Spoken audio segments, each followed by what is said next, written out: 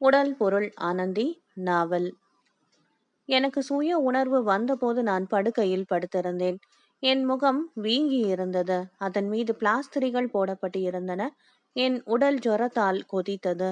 மூடிய கண்களை திறந்து பார்த்தேன். அறையில் யாரும் இல்லை, என்னை ஈன்ற தாயை தவிர. அழுவதற்கு என்றே பிறந்தவள் என் தாய். என் தந்தையை மணந்து தினமும் அழுதாள். என் தந்தையின் இறுதி பயணத்தன்று அவள் சிந்திய கண்ணீர்தான் கடைசி அழுகையாக இருக்கும் என்று நான் உறுதி கூறினேன். அம்மா, அப்பா போய்விட்டார். இனிமேல் நீ அழவே தேவையில்லை என்று நான் சொல்லி 1 மாதம் கூட ஆகவில்லை. அதற்குள் நானே என் தாயை அழ செய்து விட்டேன். ஒழுங்காக நான் வாழ்வு பாதையிலே நடந்து செல்லக்கூடாதா? விவரிக்க முடியாத உணர்ச்சிகள் ஏன் என்னை வந்து தாக்கி தவறான பாதையில் செலுத்த வேண்டும்? நான் தான் தவறு செய்பவன் ஆயிற்றே.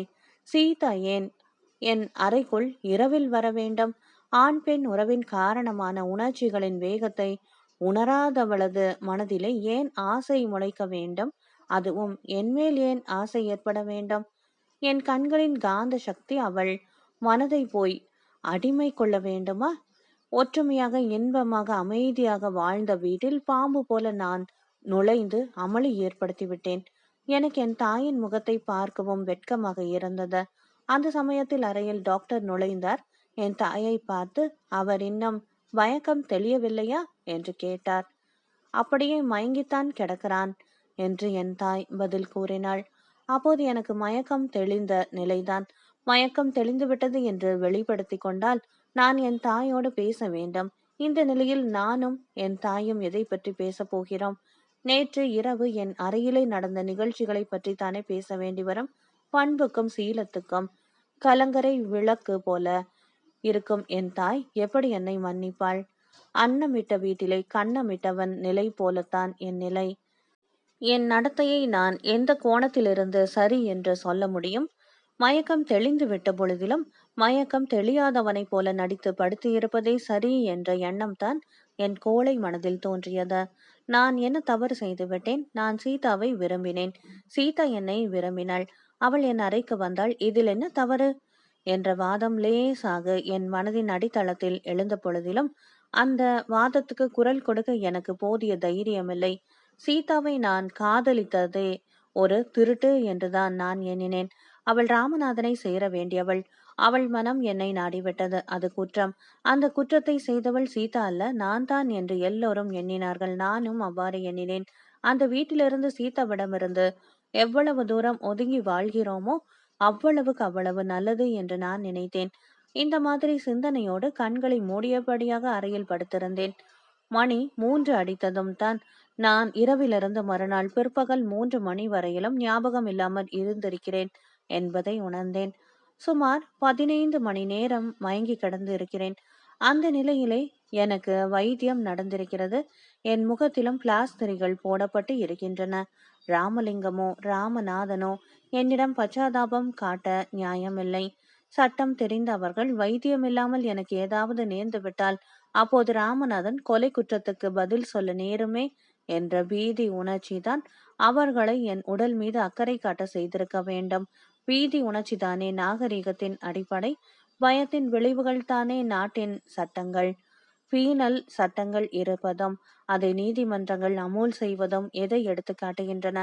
மனிதன் நகரத்தில் வாழ்ந்தாலும் உள்ளத்தளவு அவன் காட்டில் வாழும் மிருகத்தை ஒத்தவன்தான் என்ற உண்மையைத்தானே சொத்துரிமை சேமிப்பு தெருதோறும் உள்ள பாங்குகள் நீதிமன்றங்கள் போலீஸ் ஸ்டேஷன்கள் எல்லாமே ஏன் ஏற்படுகின்றன? உழைத்த சீமான்களின் சோம்பேறி குழந்தைகளை சமூகம் கவனிக்காது சாக்கடையில் தள்ளிவிடும். அந்த நிலை அந்த சோம்பேறி சீமான்களுக்கு ஏற்படக்கூடாது என்றுதானே சொத்துரிமை மனிதனுக்கு வழங்கப்படுகிறது. நான் ஒரு சோம்பேறி தந்தையின் பண்பற்ற மகன். எனக்கு புரட்சி கரை படைந்த சிந்தனைகள் தோன்றுவது இயற்கைதானே. ராமநாதனும் சீதாவும் ராமலிங்கத்தின் பரம்பரை உழைப்பின் பலனுக்கு வாரிசாக பிறந்தவர்கள். ஆடம்பரமாக வாழ வேண்டியவர்கள். நான் சபாபதி என்ற சமூகத்தின் கழிவுக்கு வாரிசாக பிறந்தவன் தானே. இரண்டும் இரண்டு இனம் எப்படி ஒன்று சேர முடியும்? இவ்வாறு பல்வேறுபட்ட குழம்பிய சிந்தனைகளில் நான் ஆழ்ந்து இருந்தபோது அறையின் கதவு திறக்கும் சத்தம் கேட்டது.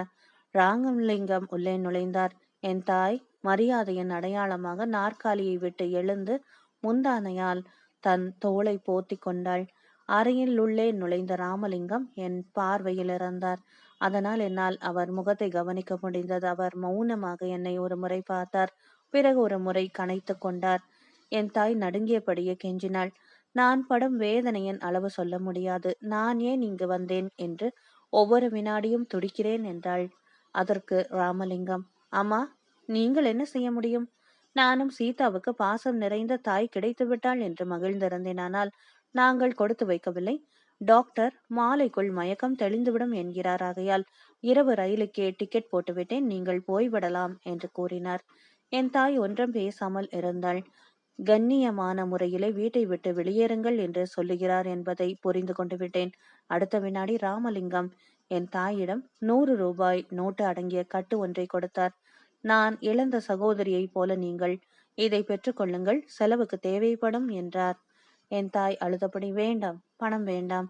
என் மகனுக்கு நல்லவர்கள் ஆதரவு கிடைத்தது என்று ஓரளவு நிம்மதியோடு இருந்தேன். ஆனால் அதை அவனே கெடுத்து கொண்டான். வெயிலில் நிற்பவர் மரத்தின் நிழலை தேடுவது இயற்கை. என் மகன் அந்த மரத்தையே வெட்ட திட்டமிட்டு இருந்தான் என்பதை நான் உணரவில்லை.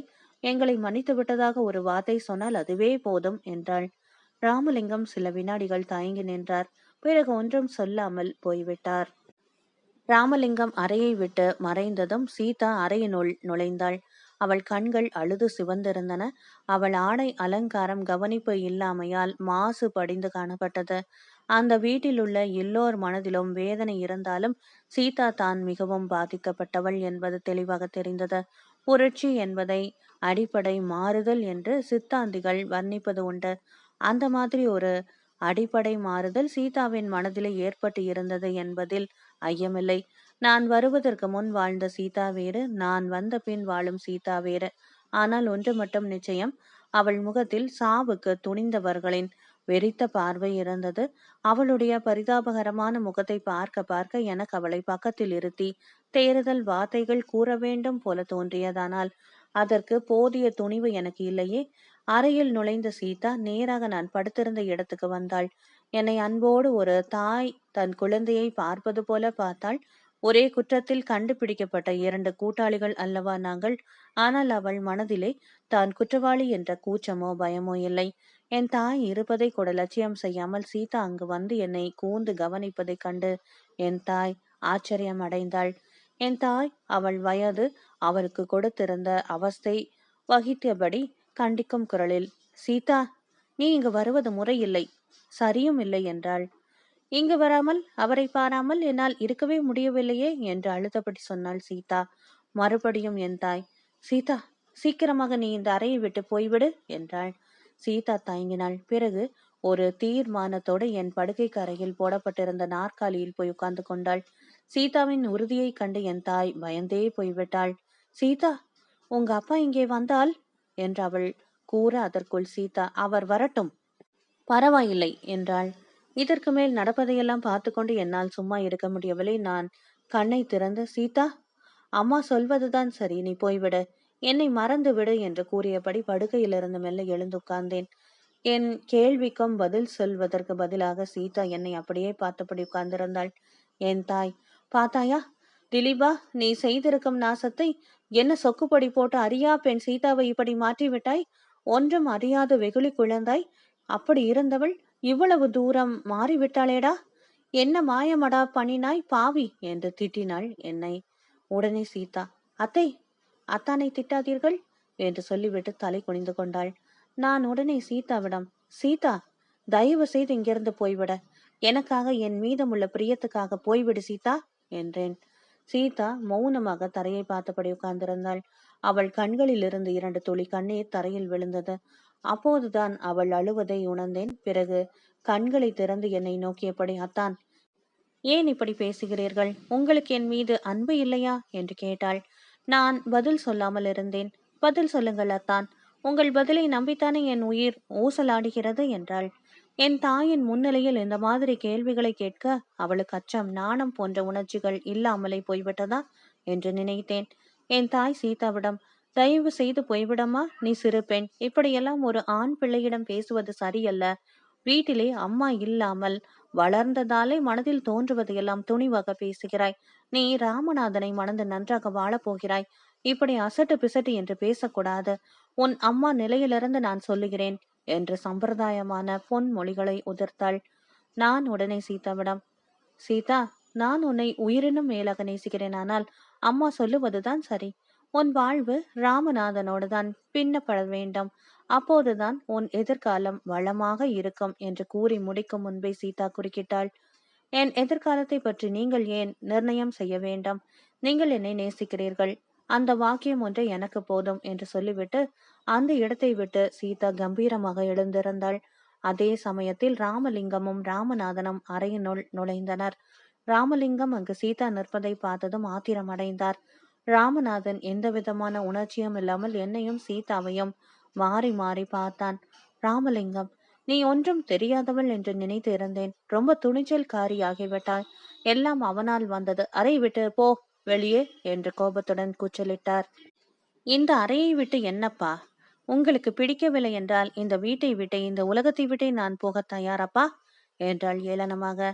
ராமலிங்கத்தின் ஆத்திரம் வரம்பு மீறியது. அவர் கைகளை ஓங்கியபடி, நீலி, செய்ததையெல்லாம் செய்துவிட்டு என்னை எதிர்த்தா பேசுகிறாய் என்று கூறிக்கொண்டே சீதாவை அடிக்கப் போனார்.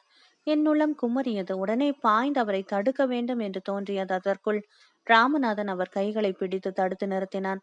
மாமா, உங்கள் வயது என்ன? நீங்கள் செய்வது என்ன என்று சொல்லி தடுத்தான். இந்த சங்கடமான சூழ்நிலையில் அங்கு நிற்பது கூட தவறு என்று நினைத்த என் தாய் அறையை விட்டு வெளியேறினாள். நான், சீதா, ராமநாதன், ராமலிங்கம் 4 மட்டுமே இருந்தோம். நான் மற்ற இருவரையும் பார்த்து என்னை மன்னித்து விடுங்கள். தவறு என்னுடையது. எனக்கு ஏற்பட்ட சோதனையில் தவறிவிட்டேன். இரவு ரயில் வரை கூட காத்திருக்க விரும்பவில்லை. இப்போதே பகல் வண்டிக்கே போய்விடுகிறேன் என்றேன். பெரியவரும் ராமநாதனும் ஒன்றும் பேசவில்லை. சீதா மட்டும் என்னை திரும்பி வேதனையோடு பார்த்தாள். அவளுடனே, அப்பா, இதுவரையிலும் நான் நடந்து கொண்டது கூட தவறு இல்லை. நான் உண்மையை மறைத்து வைத்து ராமநாதனை மணந்து கொண்டால் அதுதான் பெரிய தவறு என்றாள். ராமலிங்கம் அவளை பார்த்து, அதிக பிரசங்கி, நீ ஒன்றும் பேச வேண்டாம், வெளியே போ என்றார். சீதா கொஞ்சம் கூட தயங்காமல், உங்களுக்கு இல்லாவிட்டாலும் அத்தான் ராமநாதனுக்காகவாவது நான் உண்மையை பேசிதான் ஆக வேண்டும் அப்பா என்றாள். ராமநாதன் சீதாவை ஆச்சரியத்தோடு நோக்கினான். சீதா ராமநாதனை நோக்கி பின்வருமாறு கூறினாள். உங்களை நான் தெய்வத்துக்கு மேலாக மதிக்கிறேன். உண்மையின் உருவம் நீங்கள், பண்பின் வடிவம் நீங்கள். குழந்தை முதல் உங்களோடு சேர்ந்து வளர்ந்தவள் நான். உங்கள் மீதமுள்ள பாசத்துக்கு இதுநாள் வரையிலும் பெயர் கொடுக்க தெரியாமல் இருந்தேன். அவர் இந்த வீட்டின் விருந்தாளியாக நுழைந்த போதுதான் நான் அந்த பாசத்தின் உண்மையான தன்மையை உணர்ந்தேன். உறவு முறையில் நீங்கள் அத்தானாக இருந்த பொழுதிலும் உங்களை அண்ணா என்றுதான் என் இதயம் கூறுகிறது. உள்ளும் புறமும் ஒருவரை அண்ணனாக மதிக்கும் போது அவரை எப்படி மணந்து அவருக்கு மனைவியாவது? இத்தனை வருஷங்களில் நான் ஒரு நாள் கூட உங்களிடம் பேசும்போது தலை குனிந்து நின்றதே இல்லை. என் முகம் சிவந்து என் நெஞ்சு திக் திக் என்று அடித்துக் கொண்டது இல்லை அண்ணா. உங்களுக்கு நான் பெரிய துரோகம் செய்ய வேண்டுமானால் அது உங்களை மணந்து கொள்வதுதான். கல்யாணமான பின்பு இந்த உண்மையை நீங்கள் புரிந்து கொள்வதை காட்டிலும் அதற்கு முன்பே புரிந்து கொள்வது நல்லதில்லையா? உங்களுக்கு துரோகம் செய்வதை காட்டிலும் எனக்கு மரணமே மேல் என்று கூறிவிட்டு சீதா அறையை விட்டு வெளியே சென்றாள். ராமலிங்கமும் ராமநாதனும் ஸ்தம்பித்து நின்றனர்.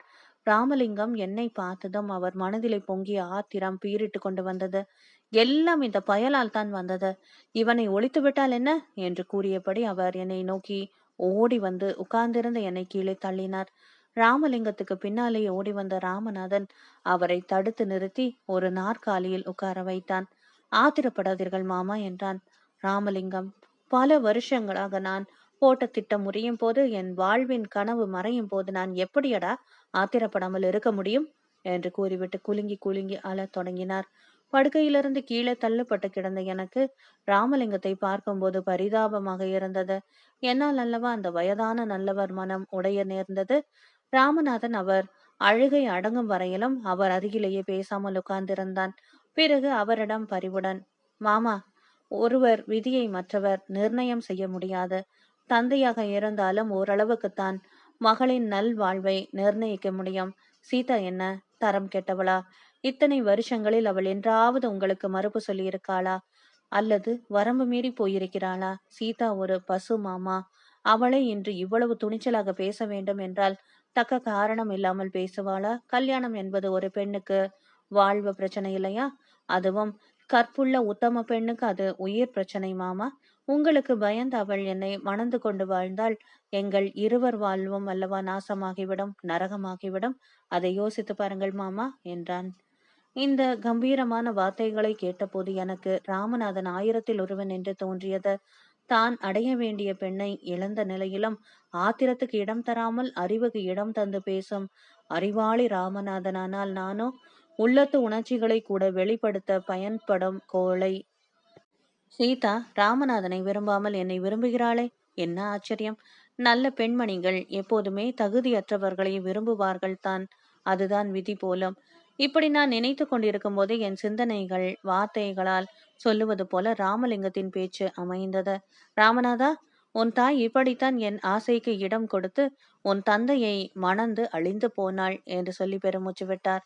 உடனே ராமநாதன், திலீபன் என் தந்தையை போல அல்ல மாமா. அன்பும் ஆதரவும் செல்வமும் இருந்தால் திலீபனின் வாழ்வு நல்லபடியாக அமைந்துவிடும் மாமா என்று சொல்லிவிட்டு என்னை பார்த்தான்.